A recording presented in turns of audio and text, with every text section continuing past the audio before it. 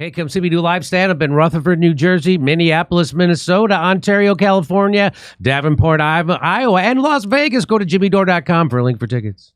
Hey, some good news, Kurt. The WHO treaty, you know that treaty that was going to give all this power to the WHO, which is not a democratic or institution. Nobody gets to vote for who runs it. Guess who does appoint?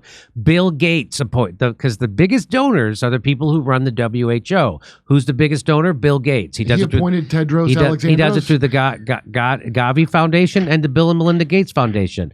So they're two of the biggest donors to the WHO. So they get to decide who runs the WHO and their policies. So here's the Tedros. By the way, this guy's not a doctor. No, I think he's a warlord of some kind. Yeah, I believe he's some kind of crazy. He's in bed with terrorists, and he runs the WHO, and he's not a medical doctor. He's a PhD in philosophy or something. He's not a medical doctor. He's the head of the WHO, and he's in bed with terrorists. I wonder why they chose that guy to run. Oh, because he'll do all the illegal shit they want him to do. And here's what he had to say. My wish is we will come out of the assembly re-energized, inspired. We will try everything, believing that anything is possible, and make this happen. Because the world still needs a pandemic treaty. No, the world does not need a pandemic treaty. Yeah, why would we need The world does not need a pandemic treaty. We don't need a pandemic treaty, especially a treaty that usurps all our rights and privileges and gives it to a non-elected body. Because that's what this does. The WHO could determine when there is a pandemic, when you got to lock down, when you got to have vaccine mandates and passports. They could do all that stuff. Restrict your travel, they could do anything.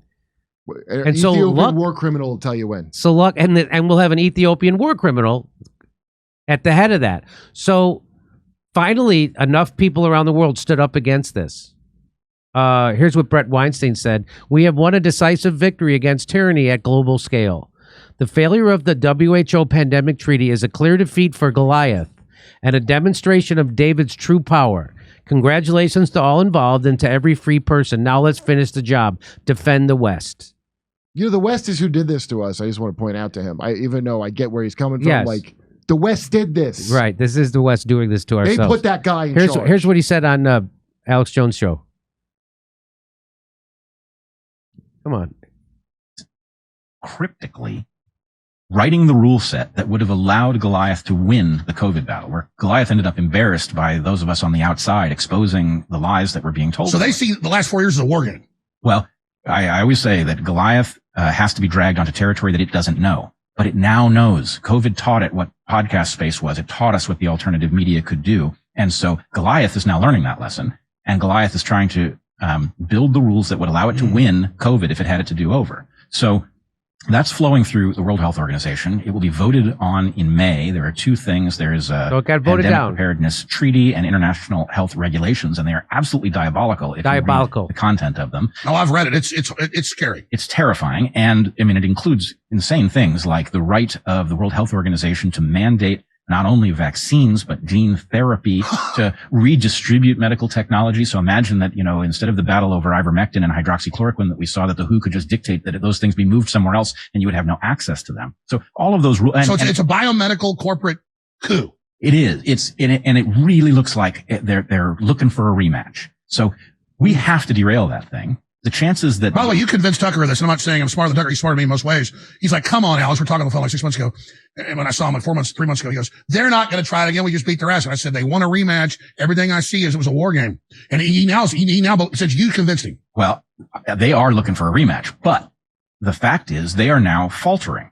Because we're on the offense exposing it. We're on the offense exposing it. And folks in Eastern Europe, in fact, are recognizing that they are actually in a unique position. Yeah, they've got prime ministers and stuff calling them all out. Right. In Romania, there is a very live resistance movement. So good news. That's good news. The World Health Organization.